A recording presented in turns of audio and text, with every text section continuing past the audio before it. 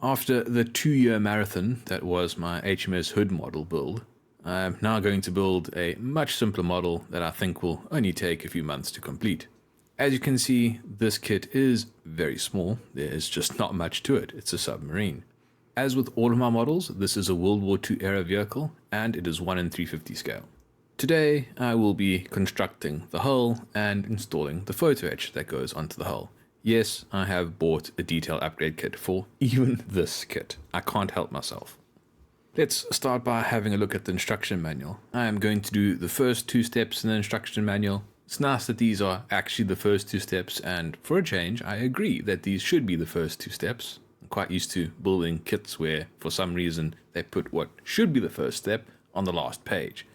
In this case, the instruction manual has at least got the first 2 steps right, and then in addition to that, I will be installing some photo etch onto the hull.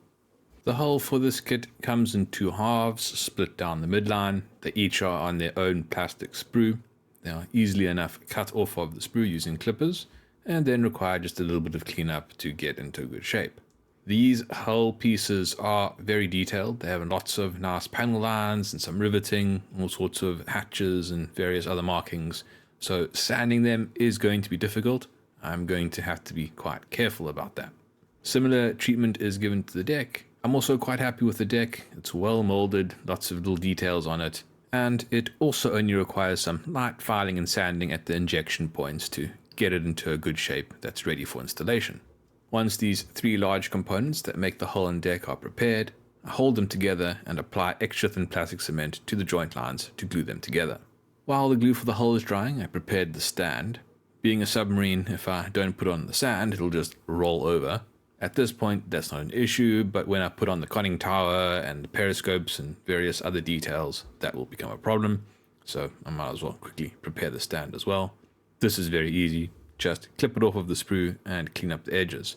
This wasn't a very well molded component. There's lots of flashing on it and the edges aren't very clean, but it is just a stand, so it's easy enough to clean up with a bar file. While most of the detail on the boat's hull and deck will be preserved, this section of deck at the bow and stern will be replaced with photo etch. There are also some minor pieces of photo etch on the hull. To get a nice flat base to stick the bow and stern photo etch to, I first cover the area with plastic putty and then sand it smooth. On the side of the hull, there are also 2 holes for the skegs for the propellers that need to be filled. This is because the piece of plastic that gets inserted into that hole is going to be removed, and a photo etch detail is going to be attached to the base of the skeg. Because of that, I need to fill these small holes in the side of the hull. Once again, I'm using plastic putty, but as you can see, there's a lot of detail around them, so I will not be able to sand this area. To try and preserve the detail and get a reasonable finish for that photo etch to stick to, I use lacquer thinners to dilute the putty and wipe it away instead of sanding it off. While I'm working with putty, I also fill the seam line along the keel. That is all the plastic construction for this video. Now is the time to work with some photo etch. Just above the keel, there are 3 vents on each side that need to be removed and replaced with more detailed photo etch components. To remove them, I carefully shave them off with a flat blade. I've placed masking tape around the plastic vents that are being removed to protect some panel lines that are very close to them. I don't want to accidentally damage them or remove them. Once most of the plastic is removed using the blade, I clean up the area using 400 grit sandpaper. Further up the hull, underneath the ballast tanks, or at least I think they're ballast tanks, there's another vent to be removed. This time I can only really place masking tape on one side. The other side is just too close to other plastic details, so I'm just going to have to work around that. As before, once the majority of the plastic has been removed with a blade, I sand the area with 400 grit sandpaper just to clean it up a bit more. The removal process is then repeated on the other side of the ship. With the hull prepared, the photo etch can now be installed. All of these components are very small and therefore very easy to lose. For most of these parts, Eduard has provided spares, so if 1 or 2 of them escape, it doesn't really matter. To install these vents, I found that the best way to do it was to place a very small drop of medium or extra thick superglue and then place the plate onto the model. Once all the plates are installed, I'll then reinforce the bonds with extra thin superglue. Due to the shape of the hull, all of these components need to have a very slight curve imparted on them. This I just did on the shaft of a screwdriver before applying the glue and then attaching them to the model. In addition to these larger square vents, there are also small gratings that cover outlet pipes. There are 2 of these that need to be installed on each side of the boat. These are quite a bit more tricky to install because they are just so much smaller. In this case, I found that the best way to go about it was to place a very small amount of extra thin super glue over the hole where the grating needs to be placed, and then place the grating on top of the glue. With this glue, there isn't much time to position the grating, so once it's in place, you do have to work quite quickly to get it orientated correctly. Once I was happy with the position of all of this photo etch, I got out my trusty wire, dipped the end in extra thin super glue, and applied it to the edge of all of the photo etch. Once the super glue was dried, I masked off the plastic detail around all the photo etch parts and then sanded the plastic with 400 grit sandpaper. I did this to remove the super glue that was left around the photo etch components when I applied it.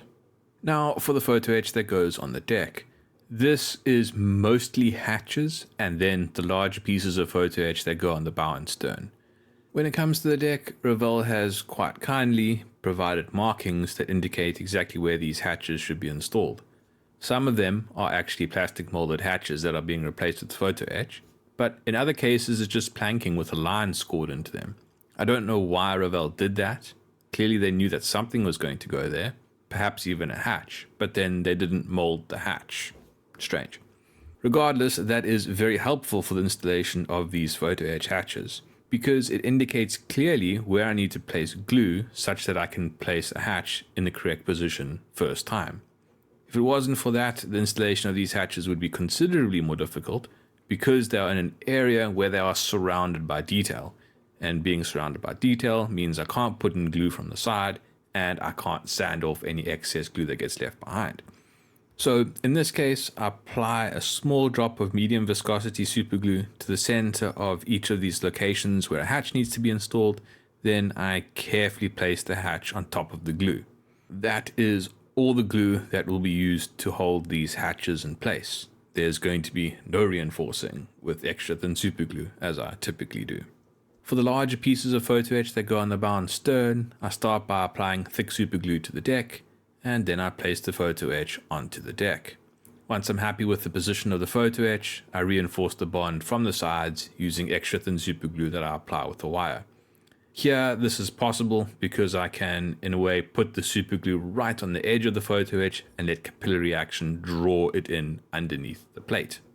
Once the bow and stern deck photo etch is installed, I spray the whole model in Mr. Surfacer 1000 just to help me see if there are any defects that need to be corrected before I move on to the next phase of the construction. In the next phase of the construction, I'll install the skegs and rudders and the photo etch that goes around them. If you don't want to wait for the scheduled release of videos and want to watch them when they're uploaded, consider becoming a channel member by clicking the join button below. If you would like to support the channel, like and subscribe. And as always, questions are welcome in the comments. Thank you for watching. Cheers.